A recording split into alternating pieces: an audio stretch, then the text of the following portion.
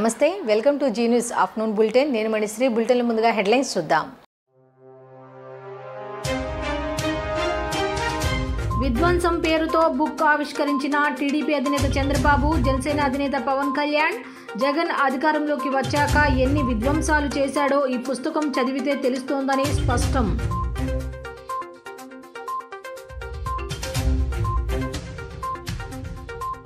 మీడియాలో రాజకీయ ప్రకటనలకు నిబంధనలు పాటించాలన్న ఎన్నికల కమిషన్ ప్రసారంకు ఎంసీఎంసీ కమిటీ ముందస్తు ఆమోదం తప్పనిసరి అన్న రాష్ట్ర ప్రధాన ఎన్నికల అధికారి ముఖేష్ కుమార్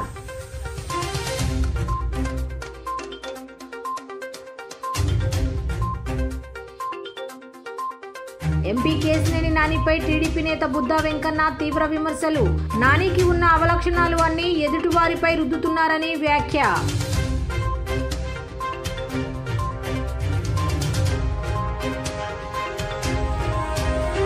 అరసవల్లి సూర్యనారాయణ స్వామి క్షేత్రంలో ఆధ్యాత్మిక శోభ అంగరంగ వైభవంగా ప్రారంభమైన రథసప్తమి వేడుకలు రాష్ట్రంలో 4.5 ఏళ్లుగా జరుగుతున్న అరాచకాలపై సీనియర్ జర్నలిస్ట్ ఆలపాటి సురేష్ కుమార్ విధ్వంసం పేరుతో పుస్తకం రాశారు.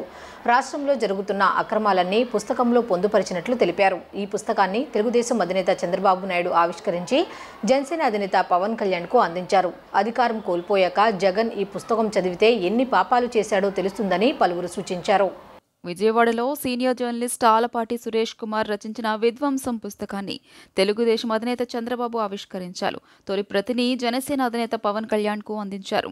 5 ఏళ్లలో రాష్ట్ర భవిష్యత్తు విధ్వంసమైందని ఆరోపించారు. వైఎస్ఆర్సీపీ అరాచకాలకు తాను పవన్ కళ్యాణ్ కూడా బాధితులమేనని చంద్రబాబు వెల్లడించారు. జగన్ చొక్కా మడత పెడితే తెలుగుదేశం శ్రేణులు జన సైనికులు కుర్చీ మడత పెట్టి జగన్కు కుర్చీ లేకుండా చేస్తారని తెలుగుదేశం అధినేత చంద్రబాబు హెచ్చరించారు. రాష్ట్ర ప్రజల భవిష్యత్తు కోసమే తాను పవన్ కళ్యాణ్ పోరాడుతున్నట్లు స్పష్టం చేశారు. తెలుగు జాతి ప్రపంచంలో అగ్రగామిగా ఉండాలన్నదే తమ ఇద్దరి ఆకాంక్ష అని చెప్పారు. తిరగపడతారో బానిసలుగా ఉండిపోతారో తేల్చుకోవాల్సింది ప్రజలే అన్నారు. దేవతలు కూడా దుర్మార్గుడి విధ్వంసం నుంచి అమరావతిని కాపాడలేకపోయారని ఆవేదన వ్యక్తం చేశారు. కొన్ని రోజుల క్రితం ఆలపాటి సురేష్ కుమార్ తనకు విధ్వంసం పుస్తకం పంపించారని పవన్ కళ్యాణ్ తెలియజేశారు. విధ్వంసం పుస్తకంలో కొన్ని పేజీలు చదివినట్లు వెల్లడించారు. ఆలపాటి సురేష్ కుమార్ విధ్వంసం పుస్తకం ప్రజల పక్షాన రాశారని తెలియజేశారు. ఎన్ని కార్యక్రమాలు ఉన్నా ఆలపాటి సురేష్ కుమార్ కోసం ఇక్కడికి వచ్చారని తెలియజేశారు. కూల్చివేతలతో మొదలైన ప్రభుత్వం కూలిపోతుందని పవన్ విమర్శించారు. జగన్ పదవి పోయాక విధ్వంసం పుస్తకం చదవాలని సిపిఐ రాష్ట్ర కార్యదర్శి రామకృష్ణ సూచించారు. విధ్వంసం పుస్తకం చదివితే తానెన్ని పాపాలు చేశాడో జగన్ గ్రహిస్తారని విమర్శించారు. 5 ఏళ్లలో ఇన్ని పాపాలు చేశానా అని జగనే ఆశ్చర్యపోతారని ఎద్దేవా చేశారు. ఈ 5 ఏళ్లలో రాష్ట్ర భవిష్యత్తు విధ్వంసమైంది, భావితరాల భవిష్యత్తు విధ్వంసమైంది. ఈ విషయాన్ని మనందరం గుర్తుపెట్టుకోవాల్సిన అవసరం ఉంది.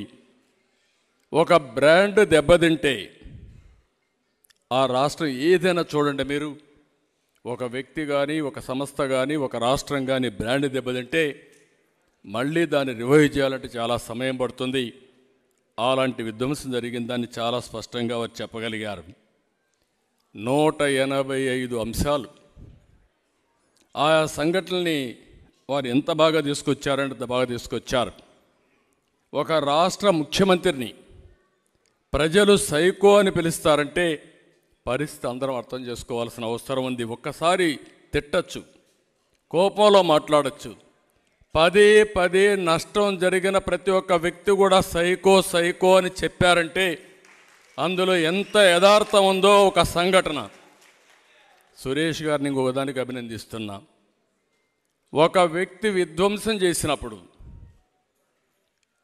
ప్రజలకు భావితరాలకు గుర్తుండే విధంగా ఆయన రాసిన పుస్తకాన్ని అమరావతి కోసం పోరాడే మహిళలకు అంకితం చేయడం, రైతు మహిళలకు అంకితం చేయడం ఆయన నిజాయితీకి అద్దం పడుతుంది. రాష్ట్రంలో ఉండే ప్రజలందరూ అర్థం చేసుకోవాల్సిన అవసరం ఉంది. దేశంలో ప్రపంచంలో ఉండే ప్రతి ఒక్కరు అర్థం చేసుకోవాల్సిన అవసరం ఉంది. మామూలుగా ఒక ప్రాజెక్టు కట్టాలంటే భూమి ఇవ్వడానికి ఎవరు ముందుకు రారు. ఒక రోడ్డు వేయాలంటే ఆ రోడ్డుకు భూమి ఇవ్వాలంటే ఎవరు ముందుకు రారు.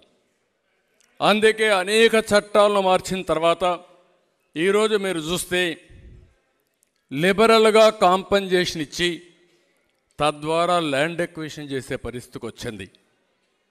దానికి భిన్నంగా 29,000 మంది రైతులు 35,000 ఎకరాలు భూమి స్వచ్ఛందంగా ల్యాండ్ పూలింగ్లో ₹1 తీసుకోకుండా ఇచ్చారంటే అది ఇక్కడుండే ఒక విధంగా చెప్పాలంటే త్యాగం. ఓటు అనేది ఎందుకు చీలకూడదు, ఎందుకు ఆంధ్రప్రదేశ్కి చాలా అవసరం. విభజించబడ్డ ఉమ్మడి ఆంధ్రప్రదేశ్కి కలిసి అన్ని రాజకీయ పక్షాలు కలిసి ప్రజల పక్షాన్ని నిలబడాల్సిన సమయం ఆసన్నమైందని చెప్పడానికి, అర్థం చేసుకోవడానికి ఆలపాటి సురేష్ కుమార్ గారు చాలా ఊతమిచ్చారు ఈ వాక్యానికి. నేను చెప్పిన ఆ వైసీపీ వ్యతిరేక ఓటును చీలనివ్వనడానికి.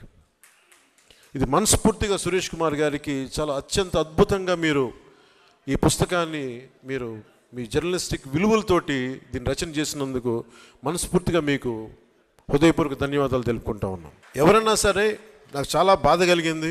ఎలక్షన్లు అయిన వెంటనే ముందు కూల్చివేతలతో మొదలైతే అమరావతి రైతాంగం మీద, రైతుల మీద దాడి జరిగినప్పుడు నాకు ఒక్కొక్కళ్ళు మా జనసేన పార్టీ ఆఫీస్కి వచ్చి వాళ్ళ దెబ్బలు చూపిస్తూ ఉంటే గుండె కరిగిపోయింది, గుండె చెదిరిపోయింది ఆ బాధకి.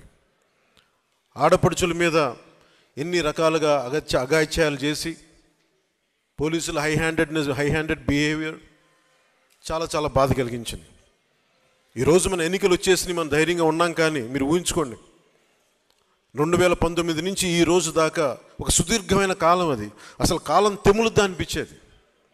వీరి దాష్టీకానికి అసలు మనం తట్టుకోగలమా అనిపించేది. ఇలాంటి ప్రతి చోట ప్రతి ఒక్కరూ అనుభవించిన బాధని ఈయన ఇన్ని 700 పేజీలు పైచిలుకున్న ఈ పుస్తకంలో ప్రతి సంఘటనని చాలా అందంగా దీన్ని తీసుకొచ్చారు, ఉదహరించారు. ఈ పుస్తకం భారతదేశానికే, ముఖ్యంగా ప్రతి పాలకులకు కూడా ఒక హెచ్చరిక లాంటిది. భవిష్యత్తులో మనం ఎలా ఉండకూడదని చెప్పడమే ఈ పుస్తకం తెలియజేస్తూ ఉంది. ఒక నిజమైన జర్నలిస్ట్, ప్రజాక్షేమాన్ని, ప్రజాస్వామ్యాన్ని ఆకాంక్షించే జర్నలిస్ట్ రాస్తే అది ఎంత బలంగా ఉంటుందో ఈ పుస్తకం చాలా అద్భుతంగా తెలియజేస్తుంది. ఎవరైనా మంచి చేస్తే ఉత్తరాంధ్ర వారి కోసం ప్రాణాలు ఇస్తారని, అదే సమయంలో మీకు చెడు చేస్తే పాతరేసే శక్తి కూడా ఉందని టీడీపీ జాతీయ ప్రధాన కార్యదర్శి నారా లోకేష్ అన్నారు.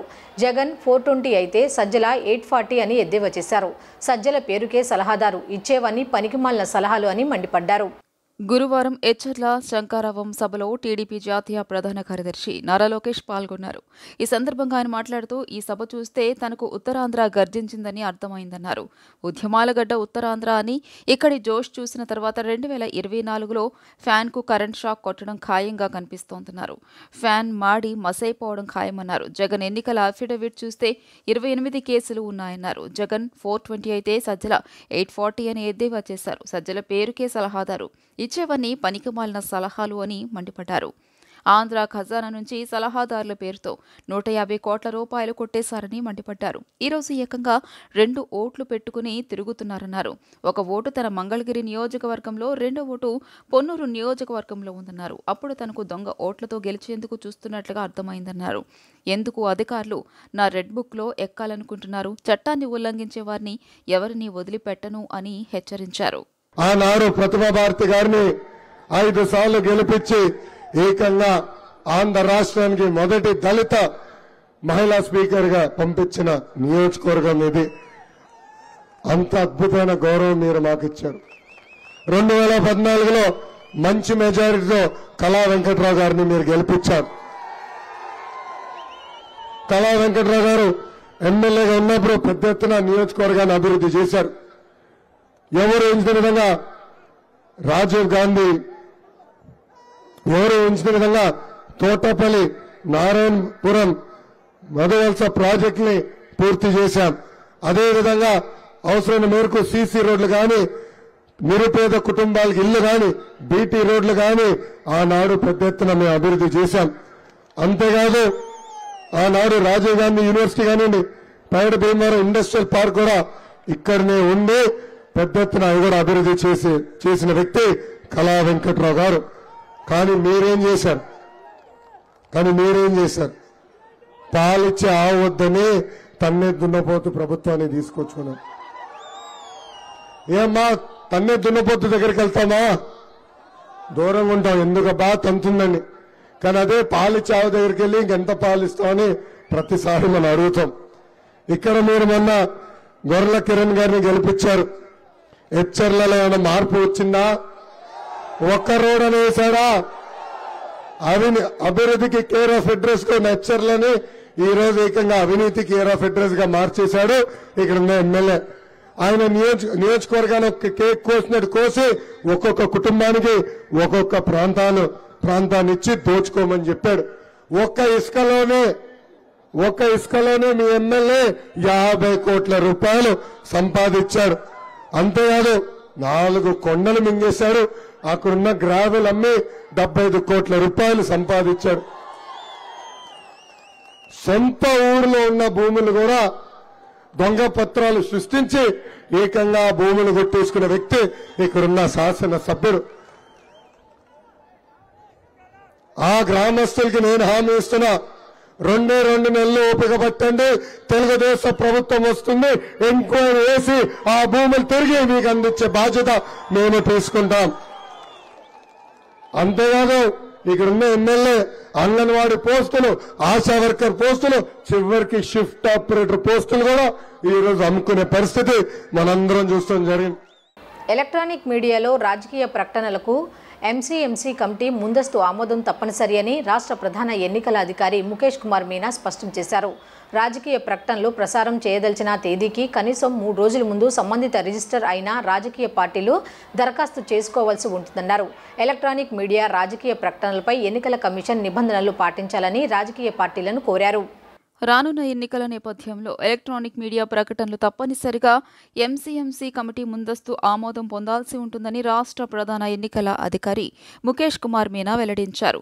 జిల్లా స్థాయిలో ప్రసారం చేసే ప్రకటనలకు జిల్లా ఎంసీఎంసీ కమిటీ, రాష్ట్ర స్థాయిలో ప్రసారం చేయదలిచిన ప్రకటనలకు రాష్ట్ర ఎంసీఎంసీ కమిటీ ఆమోదం తెలపాల్సి ఉంటుందన్నారు. నిన్న మధ్యాహ్నం రాజకీయ ప్రకటనల విషయంపై రాష్ట్ర ప్రధాన ఎన్నికల అధికారి ముఖేష్ కుమార్ మీనా అన్ని రాజకీయ పార్టీలతో సమావేశం నిర్వహించారు. సమావేశంలో ముఖేష్ కుమార్ మీనా మాట్లాడుతూ ఎలక్ట్రానిక్ మీడియాలో రాజకీయ ప్రకటనలు ప్రసారం చేయదలిచిన తేదీకి కనీసం 3 రోజుల ముందు సంబంధిత రిజిస్టర్ అయిన రాజకీయ పార్టీలు దరఖాస్తు చేసుకోవాల్సి ఉంటుందన్నారు. దరఖాస్తు చేసుకున్న 2 రోజుల్లో కమిటీ నిర్ణయం తీసుకుంటుందన్నారు. ఎలక్ట్రానిక్ మీడియా రాజకీయ ప్రకటనలపై ఎన్నికల కమిషన్ నిబంధనలు పాటించాలని రాజకీయ పార్టీలను కోరారు. ఈ కార్యక్రమంలో రాష్ట్ర ఎంసీఎంసీ కమిటీ సభ్యులు అడిషనల్ సీఈఓ కోటేశ్వరరావు, దూరదర్శన్ కేంద్రం Vijayawada regional news unit deputy director G Kondalarao, PIB media communication officer T Henry Raj, joint CEO Venkateswararao, committee convener and deputy CEO Mallibabu మరియు రాష్ట్రంలోని ప్రధాన పార్టీల ప్రతినిధులు తదితరులు పాల్గొన్నారు. టీడీపీ అధినేత చంద్రబాబుపై విజయవాడ ఎంపీ కేశినేని నాని చేసిన వ్యాఖ్యలకు TDP Uttarandhra incharge Buddha Venkanna counter ఇచ్చారు. విజయవాడలో గురువారం ఆయన వీడియో ప్రకటన విడుదల చేశారు. కేశినేని నాని పండుగలకు బస్సు టికెట్లు బ్లాక్లో అమ్ముకునే బ్రోకర్ అంటూ ఘాటు వ్యాఖ్యలు చేశారు. నానికి ఉన్న అవలక్షణాలన్నీ ఎదుటివారిపై రుద్దుతున్నాడని విమర్శలు చేశారు. చంద్రబాబు టికెట్లు అమ్ముకుంటున్నారని, కొత్త ప్రచారం చేస్తున్నాడని ఆగ్రహం వ్యక్తం చేశారు. కేశినేని నాని పార్టీలో ఉండటానికి వీల్లేదని, మెడపెట్టి గెంటిన మాట వాస్తవమని, అందుకే చంద్రబాబు దుష్ప్రచారం చేస్తున్నాడని దుయ్యబట్టారు. కేశినేని నాని ఒక బ్రోకర్, బస్ టికెట్లు బ్లాక్ లో అమ్ముకునే బ్రోకర్. పండగలకి పబ్బాలకి బ్లాక్ లో టికెట్లు అమ్ముకోవడం అలవాటైపోయి నాయకుల మీద అతనుకున్న అవలక్షణాలన్నీ ఎదుటి వాళ్ళ మీద రుద్దే ఏకైక వ్యక్తి ఎవడన్నాడంటే కేశినేని నాని. కేశినేని నాని ప్రజారాజ్యం ఉన్నప్పుడు చిరంజీవి గారి మీద కూడా టికెట్లు అమ్ముకుంటున్నాడని ఇదే వాగుడు వాగాడు. ఇప్పుడు చంద్రబాబు నాయుడు గారు నన్ను మెడపెట్టి గెంటేసాడని అందరి దగ్గర మాట్లాడుతూ ఇప్పుడు చంద్రబాబు గారు టికెట్లు అమ్ముతున్నాడని కొత్తగా ప్రచారం మొదలుపెట్టాడు. నిజమే, నిన్ను మెడపెట్టి గెంటిన మాట వాస్తవం. పార్టీలో నువ్వు ఉండడానికి వీలు లేదని నిన్ను చంద్రబాబు గారు మెడబట్టి గెంటాడు. కానీ చంద్రబాబు నాయుడు గారు ఎప్పుడు టికెట్లు అమ్ముకోడు. చంద్రబాబు నాయుడు గుణం కర్ణుడు గుణం, పెట్టడమే కానీ తీసుకోవడం తెలియదు. జగన్మోహన్ రెడ్డి యాచకుడు, అంటే అడుపు తినేవాడు. జగన్మోహన్ రెడ్డి తింటాడు. కాబట్టికే నెల్లూరు అలాగే ప్రకాశం జిల్లా రేట్ల దగ్గర 140 కోట్లు 150 కోట్లు కావాలని అడిగి వాళ్ళు ఏమనంటే వాళ్ళకి టికెట్లు ఎక్కొట్టాడు. నీకు 1 రూపాయి తీసుకోకుండా 2014, 2019 ఒక్క రూపాయి నీ ఖర్చు లేకుండా పార్టీయే బరాయించి నీ దున్నపోతు శరీరానికి రోడ్డు మీద వదిలి తెలుగుదేశం పార్టీ చూసి ఓటేస్తే చంద్రబాబు నాయుడిని టిక్కెట్లు అమ్ముకునేవాడంటావా? ఎవడరా నువ్వు సెక్స్ రాకెట్లు నడిపేవాడివి. నీ వాటిల్లో కథ ఏం జరుగుతుందో చెప్పమంటావా? అది త్వరలో మొత్తం తెలుస్తాం. నువ్వు సెక్స్ రాకెట్లకి నువ్వు మూలకారుడివి. 97లో 4 గెస్ట్ హౌస్లు విజయవాడ, హైదరాబాదు, బెంగళూరు, ఢిల్లీలో పెట్టి సెక్స్ రాకెట్లు నడిపారు. తమకు రావాల్సిన బకాయిలు వెంటనే చెల్లించాలని ఉద్యోగులు డిమాండ్ చేశారు. రెండో రోజు ఉద్యోగ సంఘాల ఆందోళన భాగంగా విజయవాడ పంచాయతీరాజ్ కార్యాలయం ముందు ఉద్యోగులు ఆందోళన చేపట్టారు. సమస్యలపై స్పందించకపోతే ఈ నెల 27వ తేదీ చలో విజయవాడ కార్యక్రమం చేపడతామని ఉద్యోగులు ప్రభుత్వాన్ని హెచ్చరించారు. సీఎం జగన్ ఏలుబడిలో రాష్ట్ర ప్రభుత్వ ఉద్యోగులు తీవ్ర ఇబ్బందులు ఎదుర్కొంటున్నారని ఏపీ జేఏసీ నాయకులు, ఉద్యోగులు ఆవేదన వ్యక్తం చేశారు. విజయవాడలోని పంచాయతీరాజ్ కార్యాలయం ఎదుట రాష్ట్ర ప్రభుత్వ ఉద్యోగులు ఆందోళన చేపట్టారు. రెండో రోజు ఆందోళనలో భాగంగా రాష్ట్ర వ్యాప్తంగా భోజన విరామ సమయంలో నిరసన కార్యక్రమాల్లో పాల్గొన్నారు. రాష్ట్ర ప్రభుత్వం స్పందించి తమ డిమాండ్లు పరిష్కరించాలని డిమాండ్ చేశారు. ఉద్యోగుల నిరసనలో భాగంగా రెండో రోజు భోజన విరామ సమయంలో ఆందోళన కార్యక్రమాలు చేపట్టారు. తమ అవసరాల కోసం దాచుకున్న డబ్బులను సైతం వైఎస్ఆర్సీపీ ప్రభుత్వం చెల్లించడం లేదని మండిపడ్డారు. తమ రక్షణ కోసం దాచుకున్న డబ్బులను చెల్లించడానికి ఉన్న ఇబ్బందులు ఏంటని ప్రశ్నించారు. సిపిఎస్ విధానాన్ని తీసుకువచ్చి ఉద్యోగులకు ప్రభుత్వం అన్యాయం చేసిందని విమర్శించారు. ఎన్నో ఆశలతో జగన్కు ఓటు వేసి గెలిపిస్తే తమకు అన్యాయం చేశాడని ఆవేదన వ్యక్తం చేశారు. తమ అవసరాలకు ఉంచుకున్న డబ్బులను సైతం చెల్లించకుండా సీఎం జగన్ మోసం చేశారని రాష్ట్ర ప్రభుత్వ ఉద్యోగులు వాపోయారు. కాంట్రాక్ట్ అవుట్సోర్సింగ్ ఉద్యోగులను క్రమబద్ధీకరిస్తానని హామీ ఇచ్చిన సీఎం జగన్ ఆ హామీని తుంగలో తొక్కారని మండిపడ్డారు. క్రమబద్ధీకరిస్తామన్న కొద్ది మంది కాంట్రాక్ట్ ఉద్యోగులను పూర్తి స్థాయిలో క్రమబద్ధీకరించలేదన్నారు. రాష్ట్ర ప్రభుత్వం ముందుగా మేము రాష్ట్ర ప్రభుత్వాన్ని డిమాండ్ చేస్తున్నాం. ఉద్యోగులకు సంబంధించిన ఉద్యోగులు దాచుకున్న ప్రభుత్వానికి ₹1 భాగస్వామ్యం లేకుండా మావి జీపీఎఫ్లు, ఏపీజేఎల్ఐలు మిగతా అన్నీ ఉన్నాయి. అలాగే సరెండర్ లీవ్లు, డిఏ, పిఆర్సీ ఏరియర్స్ ఉన్నాయి. 25,500 కోట్ల రూపాయలు డిఏ అన్ని ఏరియర్స్ కలిపి ఉన్నాయని మేము చెప్తున్నాం. ప్రభుత్వాన్ని మొట్టమొదటిగా డిమాండ్ చేస్తున్నాం. ప్రభుత్వం అసలు మా బకాయిలు ఈ 4 సంవత్సరాలుగా ఎన్నున్నాయో ప్రకటించాలి. అట్లాగే ప్రజలకైనా మిగిలిన వారికైనా ఒక్కటే విజ్ఞప్తి చేస్తున్నాం. ఇందులో ప్రభుత్వానికి మాకు మధ్య డిమాండ్స్ విషయంలో కానీ ఇంకో విషయంలో కానీ ప్రతిష్టంభన కానీ ఇంకోటి ఏమీ లేదు. కానీ కారణం బీఆర్టీఎస్ ఉద్యమం తర్వాత ఏ డిమాండ్స్ని అయితే మేము కోరుకున్నామో ఆ మిగిలిపోయిన డిమాండ్స్ అన్నింటినీ ఇవాళ మాట్లాడుకుంటున్నాం. పేరుకుపోయిన బకాయిల గురించి కూడా మాట్లాడుకుంటున్నాం. ఇందులో ప్రభుత్వం ఇంత ఇవ్వాలి, మేము ఇంత ఇవ్వాలి, ఒక ఇంటీరియం రిలీఫ్ పిఆర్సీ 12వ పిఆర్సీ గురించి తప్పితే మిగతా ఎక్కడ ఏ విషయంలోనూ ప్రభుత్వం కూడా మేము ఇంత ఇవ్వలేమో, ఇవ్వక్కర్లేదని చెప్పడం లేదు. ప్రభుత్వం అన్నీ కూడా 2 సంవత్సరాల నుంచి ఇస్తాననే చెప్తుంది. దఫాలుగా మీటింగులు పెడుతుంది. వారు మాకు ఏదైతే మీ పెండింగ్ బకాయిలు, మీ పెండింగ్ బిల్స్, మీ పెండింగ్ డిమాండ్స్ ఉన్నాయో వాటన్నిటినీ పరిష్కారం చేస్తానని చెప్పి ఒప్పుకుని 2 సంవత్సరాల నుంచి పరిష్కారం చేయటం లేదో వాటిని పరిష్కారం చేయమని అడుగుతున్నాం. ఐక్యత, సమైక్యత నినాదంతో కాపు జేఏసీ రాజ్యాధికారాన్ని చేజిక్కించుకునేందుకు అడుగులు వేస్తుందని రాష్ట్ర కాపు జేఏసీ అధ్యక్షులు చందు జనార్దన్ అన్నారు. రానున్న ఎన్నికలలో కాపుల సత్తా చూపుతామని చెప్పారు. ఇతర సామాజిక వర్గాల మద్దతుతో రాజ్యాధికారం సాధిస్తామని ధీమా వ్యక్తం చేశారు. గాంధీనగర్లోని ప్రెస్ క్లబ్లో నిన్న సాయంత్రం ఏర్పాటు చేసిన విలేకరుల సమావేశంలో రాష్ట్ర కాపు జేఏసీ అధ్యక్షులు చందు జనార్దన్ మాట్లాడుతూ కాపు, మున్నూరు, కాపు బలిజ, తెలగ, తూర్పు కాపు, ఒంటరులతో రాష్ట్ర స్థాయి కాపు ప్రతినిధుల సమావేశాన్ని లబ్బిపేట ఎస్ఎస్ కన్వెన్షన్ హాల్లో నిర్వహించనున్నామన్నారు. కాపుల చిరకాల వాంఛ రాజ్యాధికారమని, గతంలో కాపులే కింగ్ మేకర్లుగా ఉండేవారని, ప్రస్తుతం రాజ్యాధికారమే ధ్యేయంగా ముందుకెళ్తున్నామన్నారు. రాష్ట్రంలో 25% ఉన్న కాపులంతా ఎస్సీ, ఎస్టీ, బీసీ, మైనార్టీలను కలుపుకుని రాజ్యాధికారం సాధించుకునే దిశగా ముందుకెళ్తామన్నారు. రాయలసీమలో బలిజ సోదరులకు రాజకీయంగా అన్ని రకాలుగా అన్యాయం జరుగుతోందని, జనాభా ధామాషా ప్రకారమే మా ఓట్లు, మా సీట్లు అనే నినాదాన్ని కూడా అన్ని రాజకీయ పార్టీలకు బలంగా వినిపిస్తామన్నారు. రాష్ట్ర కాపు జేఏసీ అనేది ఒక పార్టీకి అనుకూలం కాదని, మరొక పార్టీకి వ్యతిరేకం కాదని, రాజకీయాలకు అతీతంగా కాపుల ఐక్యతను చాటి చెప్తూ రాష్ట్ర కాపు జేఏసీ పనిచేస్తుందన్నారు.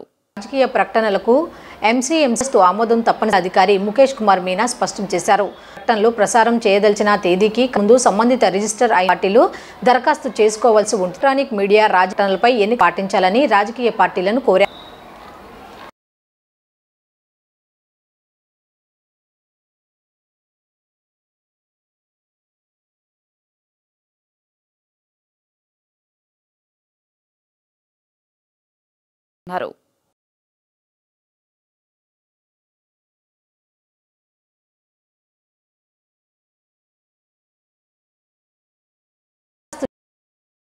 రాజకీయ ప్రకటనలపై ఎన్నికల కమిషన్ నిబంధనలు పాటించాలని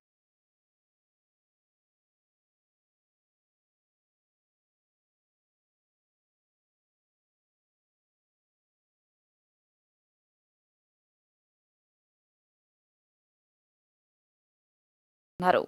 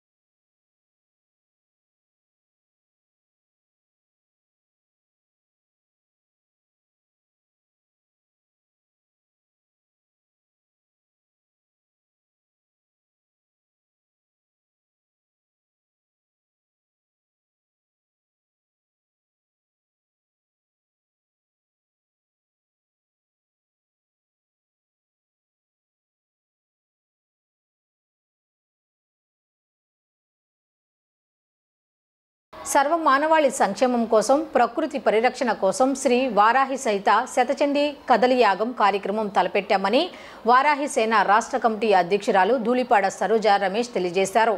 ఫిబ్రవరి 28 నుండి మార్చి 2వ తేదీ వరకు పలు ప్రత్యేక యాగ కార్యక్రమాలు నిర్వహిస్తున్నట్లు వెల్లడించారు. మార్చి 2వ తేదీన భక్తులు ఉచితంగా పాల్గొనే అవకాశం కల్పిస్తున్నట్లు వెల్లడించారు.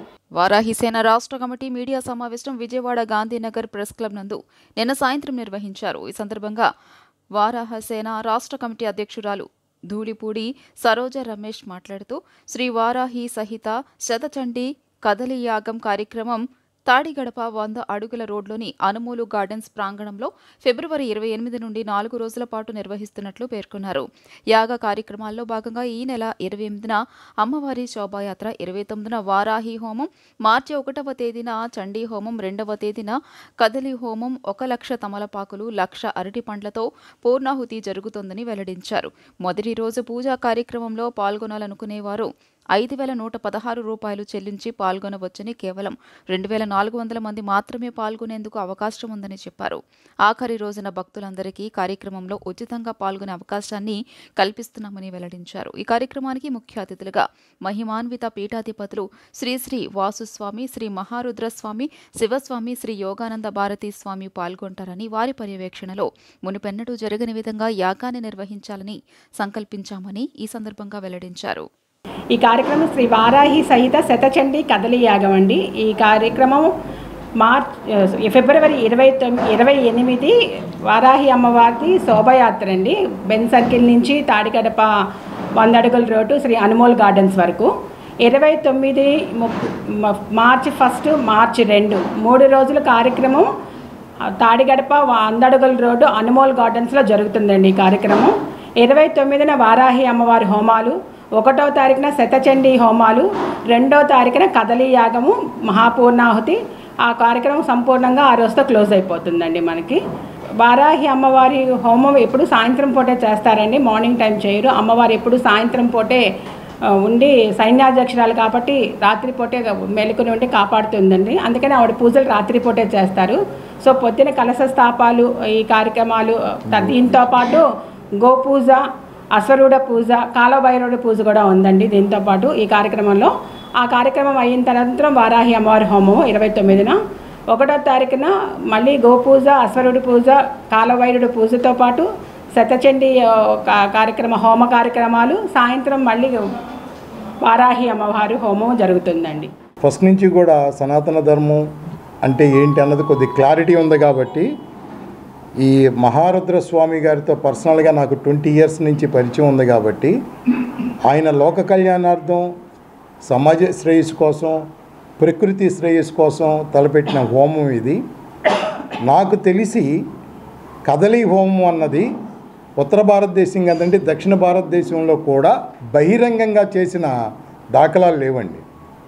ఒక యజ్ఞగుండంలో 1,00,000 అరటిపళ్ళు, 1,00,000 నిమ్మకాయలు, 2 లక్షల తమలపాకులు వేస్తే నిప్పు మీద వేస్తే అది ఆరిపోతుందో వెలుగుతుందో అన్నది మనకు తెలిసిన విషయమే. కానీ ఈ హోమంలో పంచముఖ ఆంజనేయ స్వామి నిలబెట్టి చేస్తున్న ఈ హోమము ప్రతి మనిషికి, సందర్శించిన ప్రతి మనిషికి చాలా ఆరోగ్యపరంగా కానీ వ్యక్తిగతంగా కానీ ఎటువంటి ఇదైనా కానీ చాలా మంచిదని శాస్త్రాలు చెప్తున్నాయి. అలాంటి హోమము చేస్తున్న మా గురువు గారు రుద్రస్వామి గారు, ఆయన గురువు గారు వాసుస్వామి గారు, ఈ యాగానికి సహకరిస్తున్న మన శివస్వామి గారు, విజయనగరం యోగానంద భారతి స్వామీజీ గారులతో పాటు తమిళనాడు నుంచి ఒక 6 మంది పీఠాధిపతులు వస్తున్నారండి. వైసీపీ నేత కైకాల చరణ్ మృతికి రాజకీయ ఒత్తిడే కారణమని ఆల్ ఇండియా కాపు ఫెడరేషన్ కార్యదర్శి ఆలా తారక రామారావు ఆరోపించారు. వాస్తవాలు బయటకు వస్తాయన్న ఉద్దేశంతో ఎమ్మెల్సీ రుహుల్లాను పంపించి గుట్టు చప్పుడు కాకుండా ఖననం చేశారని వ్యాఖ్యానించారు. చరణ్ మృతిపై నిజ నిర్ధారణ చేయాలని పోలీసులను డిమాండ్ చేశారు. అజిత్ సింగ్ నగర్లోని ఆల్ ఇండియా కాపు ఫెడరేషన్ నగర కార్యాలయంలో కార్యదర్శి ఆలా తారక రామారావు విలేకరుల సమావేశం నిర్వహించారు. సమావేశంలో ఆయన మాట్లాడుతూ వైసీపీ కైకాల చరణ్ ఆకస్మిక మరణం వెనుక వెల్లంపల్లి శ్రీనివాస్ రాజకీయ ఒత్తిడి కారణమని ఆరోపించారు. సెంట్రల్ ఇన్ఛార్జ్ వెల్లంపల్లి శ్రీనివాస్ రాజకీయంగా ఇబ్బందులు పెట్టారని అన్నారు. బోండా ఉమామహేశ్వరరావుకు కాపు జాతి మద్దతు ఉందని, కాపులు తనకు మద్దతు తెలిపేలా పనిచేయాలని చరణ్పై ఒత్తిడి తీసుకువచ్చారని వ్యాఖ్యానించారు. గతంలో కాపు నేతలు సి రామచంద్రయ్య, ఆకుల శ్రీనివాస్ను ఇబ్బందులు పెట్టారని అన్నారు. వాస్తవాలు బయటకు వస్తాయనే ఉద్దేశంతో ఎమ్మెల్సీ రుహుల్లాను పంపించి గుట్టుచప్పుడు కాకుండా ఖననం చేశారని వ్యాఖ్యానించారు. చరణ్ మృతిపై నిజ నిర్ధారణ చేయాలని పోలీసులను డిమాండ్ చేశారు. పోలీసులు సమగ్ర నివేదిక ఇవ్వని పక్షంలో రేపటి నుండి ఆందోళనలు, ఉద్యమాలు చేస్తామని హెచ్చరించారు. కాపుల ద్రోహి వెల్లంపల్లి అని, కాపుల పట్ల చులకన భావంతో చూస్తున్నారని దుయ్యబట్టారు. వెల్లంపల్లిని ముఖ్యమంత్రి జగన్ పార్టీ నుండి సస్పెండ్ చేయాలని కోరారు. కాపులు ఎవరైతే ఉన్నారో వాళ్ళని వైసీపీ పార్టీకి సపోర్టుగా చేపించాల్సిందిగా పదే పదే ఒత్తిడి చేస్తూ ఎంతో ఇబ్బంది పెట్టినటువంటి వ్యక్తి వెల్లంపల్లి అని మాకు అందినటువంటి సమాచారం. ఈ కైకాల చరణ్ అనే వ్యక్తి వెల్లంపల్లికి సీనుకి ఇచ్చినటువంటి సమాచారం గతంలో నేను బోండా ఉమామహేశ్వరరావు గారి అనుచరుణ్ణి, మా కాపు కులస్తుడైనటువంటి బోండా ఉమామహేశ్వరరావు గారికే, మా కాపు కులస్తులు అందరం కాపు జాతి మొత్తం బోండా ఉమామహేశ్వరరావు గారికే సపోర్ట్ చేస్తాము అని చెప్పడం వల్ల గతంలో ఇతనికి ఎటువంటి ఆర్థిక ఇబ్బందులు ఉన్నాయో వాటిని సేకరించి ఇదే ఎల్లంపల్లి శ్రీనివాస్ ఈ కైకాల చరణ్ అనే వ్యక్తి మీదకి ఒత్తిడి తీసుకొచ్చి పోలీసు వారిని కూడా వాడుకొని వారి ద్వారా కూడా కైకాల చరణ్ని ఇబ్బంది పెట్టినటువంటి వ్యక్తి ఈ ఎల్లంపల్లి శ్రీనివాస్. ఎల్లంపల్లి శ్రీనివాస్, మీకు ఒకటే చెబుతున్నాం, ఆల్ ఇండియా కాపు ఫెడరేషన్ ద్వారా నువ్వు ఎక్కడి నుంచి వచ్చావు, అక్కడికి నువ్వు వెళ్ళటం తథ్యం. మన దేవీనగర్లో ఒక సామాన్య మధ్యతరగతి కుటుంబానికి చెందినటువంటి కైకాల చరణ్ అనే వ్యక్తి అనుమానాస్పద మృతి చెందటం మాకు అనేక ప్రశ్నలకి తావిస్తుంది. అదేంటంటే ఇతను కొద్దిగా చిన్న చిన్న అప్పులు ఉన్నమాట వాస్తవం. ఆ సందర్భంగా ఇతన్ని అనేక విధాలుగా పోలీసులు గత 3 రోజుల నుంచి వెల్లంపల్లి గారి శ్రీనివాసరావు గారి ఇన్స్ట్రక్షన్స్ మేరకు, మా ఎమ్మెల్సీ రహుల్లా ఇన్స్ట్రక్షన్స్ మేరకు, ఈ ఆదేశాల మేరకు ఈ యొక్క పోలీసులు 3 రోజుల నుంచి ఈ కైకాల చరణ్ అనే వ్యక్తిని మానసికంగాను శారీరకంగాను హింసించారు. కావున మేము ఈ యొక్క ప్రెస్ ముఖంగా మేము ఈ యొక్క రాష్ట్ర ప్రభుత్వం డిమాండ్ చేస్తుంది ఏంటంటే ఆ యొక్క కుటుంబానికి తక్షణ సహాయం అందించి. శ్రీకాకుళం జిల్లాలోని అరసవల్లి శ్రీ సూర్యనారాయణ స్వామి క్షేత్రం ఆధ్యాత్మిక శోభను సంతరించుకుంది. రథసప్తమి వేడుకలు అంగరంగ వైభవంగా ప్రారంభమయ్యాయి. వెలుగుల రేడు జయంత్యుత్సవం కావడంతో అర్ధరాత్రి 12:30కు ఉత్సవానికి అంకురార్పణ జరిగింది. శ్రీకాకుళం జిల్లాలోని అరసవల్లి సూర్యనారాయణ స్వామి క్షేత్రం ఆధ్యాత్మిక శోభను సంతరించుకుంది. రథసప్తమి వేడుకలు అంగరంగ వైభవంగా ప్రారంభమయ్యాయి. గురువారం సాయంత్రం నుంచే ఊరంతా సందడి వాతావరణం నెలకొంది. రాత్రి 9 గంటల నుంచి ఆదిత్యుడి నిజ రూపాన్ని దర్శించుకునేందుకు సుదూర ప్రాంతాల నుంచి వచ్చిన భక్తులు క్యూ లైన్లో బార్లు తీరారు. వెలుగుల రేడు జయంతోత్సవం కావడంతో అర్ధరాత్రి 12 వరకు ఉత్సవంకు అంకురార్పణ జరిగింది. ఆలయ ప్రధాన అర్చకులు ఇప్పిలి శంకర శర్మ, ఇప్పిలి నగేష్ శర్మ నిర్వహణలో అర్చకులు వేద మంత్రోచ్చరణలు, మంగళ ధ్వనుల నడుమ క్షీరాభిషేకాన్ని కన్నుల పండుగగా జరిపించారు. అనంతరం భక్తులకు దర్శన భాగ్యం కల్పించారు. విశాఖ శారదాపీఠం ఉత్తరాధికారి స్మాత్మ నందేంద్ర సరస్వతి తొలి పూజా కార్యక్రమంలో పాల్గొన్నారు. అనంతరం స్వామివారి మూల విరాట్టుకు ఉదయం 7 గంటల వరకు మహా క్షీరాభిషేకం నిర్వహించారు. అక్కడ నుంచి సాయంత్రం 4 గంటల వరకు సూర్యనారాయణ స్వామివారు నిజ రూపంలో దర్శనం ఇవ్వనున్నారు. ఆ తర్వాత అలంకరణలో ఉన్న సూర్యనారాయణ స్వామివారిని భక్తులు దర్శించుకోనున్నారు. ఫిబ్రవరి 16, 2024 సంవత్సరంలో మొట్టమొదటిగా వచ్చే పండగ సంక్రాంతి అయిన తర్వాత అది సూర్యుడి కార్యక్రమమే. సూర్యనారాయణ స్వామి సూర్యుడు మకర రాశిలో ప్రవేశిస్తాడు. మకర రాశిలో ప్రవేశించిన వెంటనే తరుణంలోనే మన రథసప్తమి ఉత్సవం జరుగుతుంది. ఈ రథసప్తమి ఉత్సవం ప్రారంభమైన తర్వాత అనేక రకాల ఉత్సవాలు, పండుగలు, అట్లాగే పర్వదినాలు కూడా వస్తాయి. ఈ రథసప్తమి ఉత్సవం నాడు ముత్తైదువులు అందరూ కూడా నోములందరూ కూడా నోస్తారు. కైలాస గౌరి, కేదార వ్రతం, అట్లాగే పసుపు కుంకుమ నోములు, అట్లాగే గరిసి ధాన్యాలు, లక్షవత్తి వ్రతాలు, ఇవన్నీ కూడా ఈ మహిళలందరూ కూడా ఈరోజే ఉపవాసం ఉండి వారి నోములన్నీ నోచుకుంటారు. ఈ సంవత్సర కాలంలో ఎప్పుడో రోజు అది ఆ ఫలప్రదం చేసి ఉద్యాపన కార్యక్రమం చేస్తుంటారు. అట్లాంటి పర్వదినం నాడు రథసప్తమి రథస్థం భాస్కరం దృష్ట్యా పునర్జన్మ నలభ్యతే అని రథసప్తమి నాడు ఎవరైతే సూర్యనారాయణ స్వామిని దర్శించుకుంటారో ఈ ఉత్తరాయణ పుణ్యకాలంలో అర్చించుకుంటారో, అభిషేకించుకుంటారో వారికి పునర్జన్మ ఉండదని మనకి శాస్త్రాలు అలాగే శ్లోకాలు ఘోషిస్తున్నాయి. ఆంధ్రప్రదేశ్ రాష్ట్ర ప్రజలకి, తెలుగు ప్రజలందరికీ కూడా రథసప్తమి శుభాకాంక్షలు తెలియజేసుకుంటున్నాం. శ్రీకాకుళం జిల్లాలో ఉన్నటువంటి అరసవెల్లి సూర్య దేవాలయం ఈరోజు విచ్చేసి ఆ భగవంతుడి తాలూకు ఆశీస్సులు పొందడం జరిగింది. ఈ ఆలయం మా శ్రీకాకుళం జిల్లాలో ఉండడం నిజంగా మేము అందరం కూడా చేసుకున్న అదృష్టంగా భావిస్తాం. కేవలం మన జిల్లా, మన రాష్ట్రం నుంచే కాదు, ఇతర రాష్ట్రాల నుంచి, ఇతర దేశాల నుంచి కూడా ఈరోజు ఈ ఆలయంకి విచ్చేసి రథసప్తమి నాడు ప్రత్యేకంగా సూర్య భగవానుడి తాలూకు ఆశీస్సులు పొందడం అనేది ఆనవాయితీగా మనం ప్రతి సంవత్సరం కూడా చూస్తూ వస్తున్నాం. ఈ రోజు కూడా సుమారు 1,00,000 మంది పైగా భక్తులు ఈ యొక్క ఆలయానికి కూడా రాబోతున్నారు. కాబట్టి అధికారులకి అప్రమత్తంగా ఉంటూ ఎవ్వరికి కూడా, ఏ భక్తులకి కూడా ఎటువంటి ఇబ్బందులు లేకుండా ఈరోజు అన్ని సౌకర్యాలతో ఈ కార్యక్రమాన్ని ముందు కొనసాగించవలసిందిగా ఆవిడ కూడా సూచిస్తున్నాం. మా వంతు కూడా సహకారం అందిస్తాం. మరి ముఖ్యంగా ఈ యొక్క రథసప్తమి అంటే సూర్యుడి తాలూకా జన్మదినం లాంటిది. ఈ రోజు నుంచి సూర్యుడి తాలూకా వేడి కూడా, ఆ ప్రభావం కూడా ఎక్కువగా ఉంటుంది. సూర్యనారాయణ స్వామి క్షేత్రంలో ప్రారంభించడం మాకు ఎంతో సంతోషమైంది. మా గురువులు శ్రీ శ్రీ శ్రీ స్వరూపానందేంద్ర సరస్వతి మహాస్వామి వారు మాఘ శుద్ధ సప్తమి నాడు ప్రతి సంవత్సరము వారు రావడము, పట్టు వస్త్రాలు సమర్పించడము, ప్రప్రథమంగా పీఠం నుంచి క్షీరాభిషేకం సూర్య భగవానుడికి జరిపించడం అనేది ఎంతో అనుచానంగా సంప్రదాయంగా వస్తున్న ఈ పరంపరని ఈరోజు మేము కొనసాగించడానికి ఈ ప్రాంతానికి రావడం జరిగింది. వచ్చిన ప్రతి భక్తుడికి కూడా సూర్య భగవానుడి యొక్క అనుగ్రహము, సూర్య భగవానుడి యొక్క దర్శనము కలగాలి. అలాగే రాని అనేక మంది అనేక ప్రాంతాల్లో అనేక ఇతర కారణాల వల్ల రాలేని వాళ్ళందరికీ కూడా సూర్య భగవానుడు ఇక్కడి నుంచే సూర్యుని యొక్క కటాక్షాలు వారందరిపైన పరిపూర్ణంగా ప్రసరింపబడాలని మనస్ఫూర్తిగా సూర్య భగవానుడు ప్రార్థిస్తారు. రాజ్యాధికారం, బీసీ రిజర్వేషన్ల సాధన ప్రధాన లక్ష్యాలుగా మార్చి 27న విజయవాడలో భారీ బహిరంగ సభ నిర్వహించనున్నట్లు కాపునాడు జాతీయ అధ్యక్షులు తాడివాక రమేష్ నాయుడు తెలిపారు. ఈ సభకు ప్రధాని మోదీ, సీఎం జగన్, ప్రతిపక్ష నేత చంద్రబాబు, జనసేన అధినేత పవన్ కళ్యాణ్ను ఆహ్వానిస్తున్నట్లు తెలిపారు.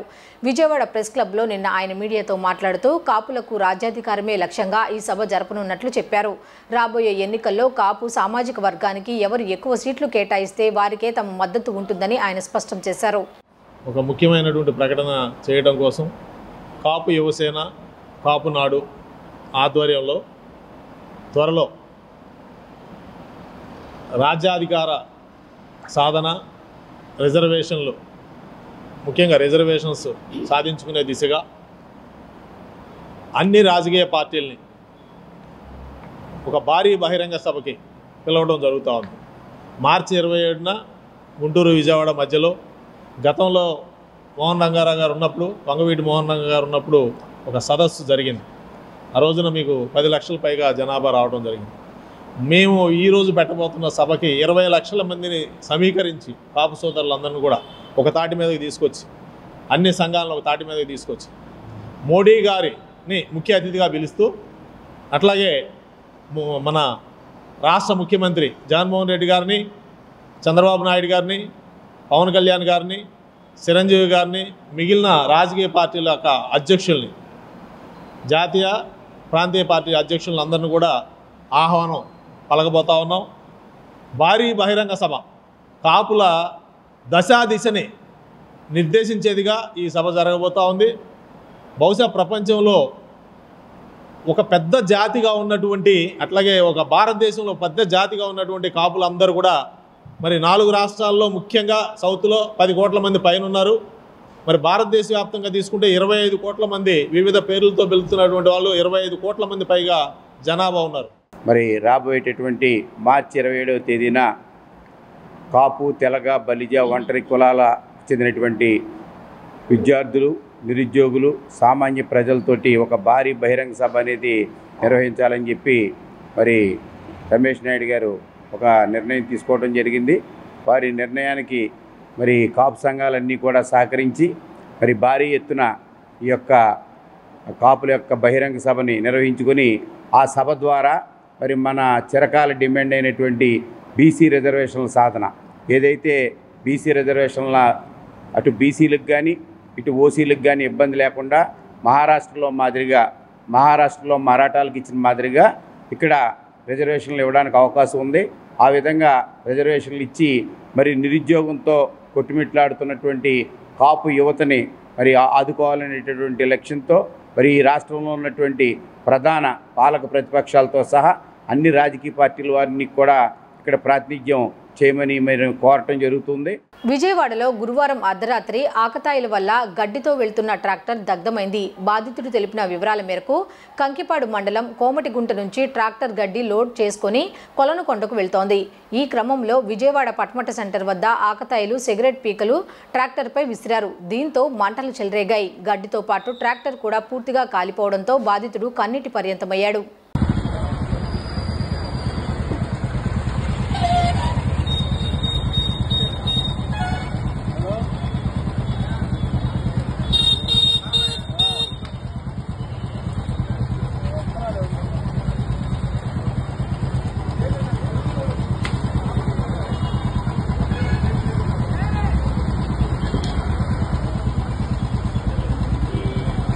వార్తలు ముగించే ముందు హెడ్లైన్స్ మరొకసారి చూద్దాం. విధ్వంసం పేరుతో బుక్ ఆవిష్కరించిన టీడీపీ అధినేత చంద్రబాబు, జనసేన అధినేత పవన్ కళ్యాణ్. జగన్ అధికారంలోకి వచ్చాక ఎన్ని విధ్వంసాలు చేశాడో ఈ పుస్తకం చదివితే తెలుస్తోందని స్పష్టం.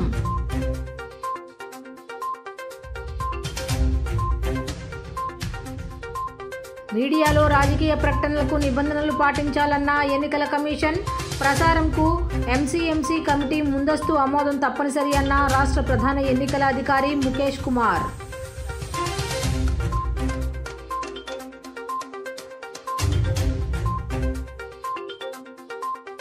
ఎంపీ కేశినేని నానిపై టీడీపీ నేత బుద్దా వెంకన్న తీవ్ర విమర్శలు.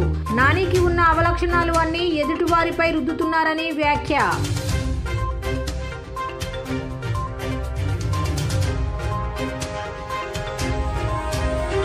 అరసవల్లి సూర్యనారాయణ స్వామి క్షేత్రంలో ఆధ్యాత్మిక శోభ.